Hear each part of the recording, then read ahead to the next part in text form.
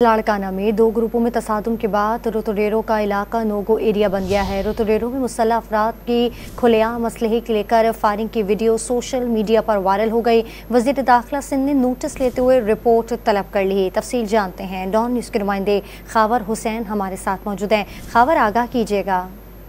जी, सिंध में अमन अमान की सूरत हाल हर गुजरते दिन के साथ बिगड़ती जा रही है। इससे पहले कश्मोर, कनकोट, घोटकी और जकोआबाद के इलाकों में कशीदगी पाई जा रही थी और अब जो है ये लाड़काना तक पहुंच गई है। दो बरादरियों में तसादुम हुआ है। रतोडेरो में ये बिलावल भुट्टो जरदारी और फरियाल तालपुर का हल्का है और यहाँ पर सरेआम रतोडेरो में शहर में मुसल्ला जो जत्थे हैं वो गश्त कर रहे हैं। फायरिंग की जा रही है जिसकी वजह से शहर में खौफो हिरास फैल गया है। शहर में मतलब नो गो एरिया करार दिया गया है। शहर को इस वक्त जदीद हथियारों से इस वक्त जो मुसल्ला जत्थे हैं वो एक दूसरे पर फायरिंग कर रहे हैं। मुखालफिन पर फायरिंग की जा रही है जिसकी वजह से अब तक कोई हलाकत तो सामने नहीं है, ताम जख्मी होने की इतलात हैं।